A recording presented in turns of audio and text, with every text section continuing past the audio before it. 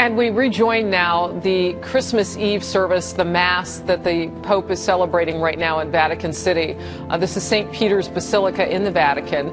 And just moments ago, we were watching and listening. And we also have Father Jonathan Morris, who was sitting by, and we were talking a little bit about the homily today in terms of the message that the Pope might have. Father Jonathan, you're still with us. I am. Thank you, Harris. No, absolutely. Joining us by phone, we appreciate that. You know, we've seen this Pope do all sorts of things that perhaps people might not have anticipated, just in terms of broadening his message. I mean, just here recently, he wrote an open letter about protecting Christians around the world. The one thing that we can always expect of Pope Francis is the unexpected. And Pope Francis has chosen to go off script, to speak directly from the heart, and to write his own speeches, many of them at least. And he is bypassing some of the ordinary steps of kind of review of the text. And he's chosen just to do this in order to try to reach people where they're at by speaking to them in very, very plain language. So yes, it's always interesting to be waiting on Pope Francis to speak. But above all, we are celebrating in the liturgy the birth of Jesus. And that's what he'll be focused on, not so much his own personal take on it.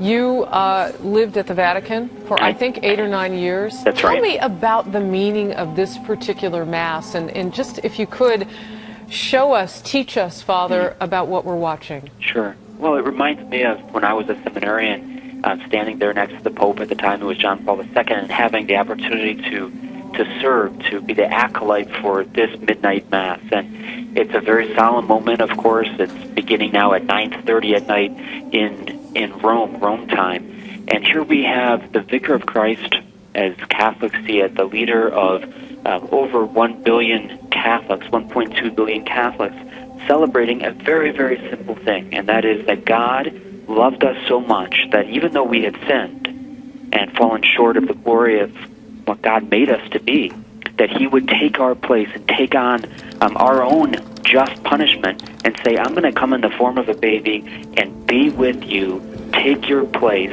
And of course, he came into this earth crying as a little baby.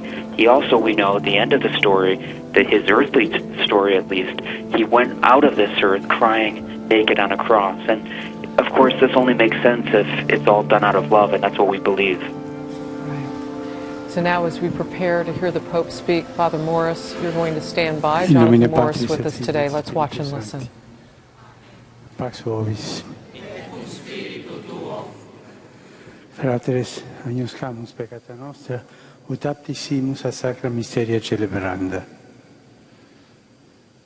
In Latin, the Holy Father invites us to acknowledge our sins, to prepare ourselves to celebrate these sacred mysteries.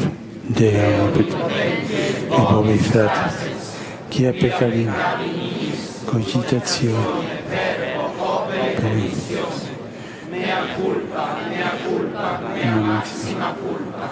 Io prego Beata Maria, semper Virgine, omnes angelos et santos, et vos fratres, orare pro me ad Dominum Deum nostrum. Miserator nostri omnipotens Deus, et dimissis peccatis nostris, per vocat nostra vitam aeterna. Amen.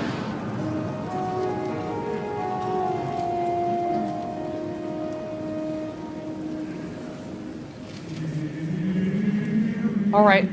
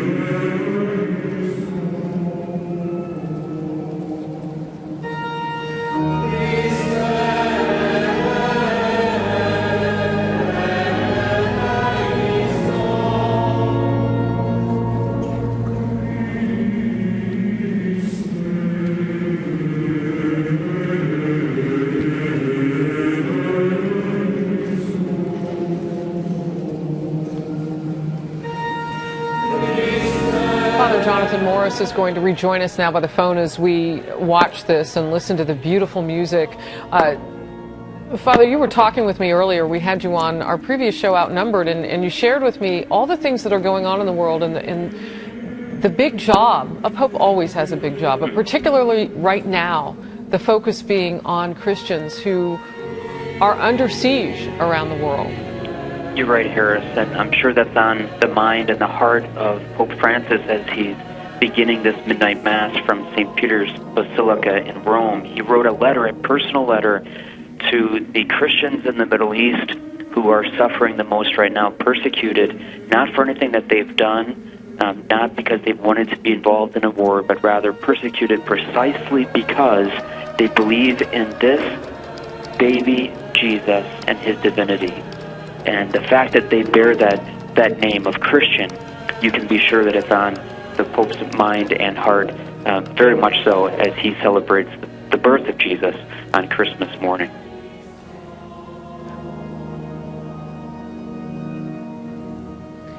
Father Jonathan, are there any particular points of focus that you think he might touch on? I know that he recently, we were talking about this, a 15-point note to those who are leading the billion-plus Catholics around the world, places where he wants the clergy to shore themselves up, which is really interesting.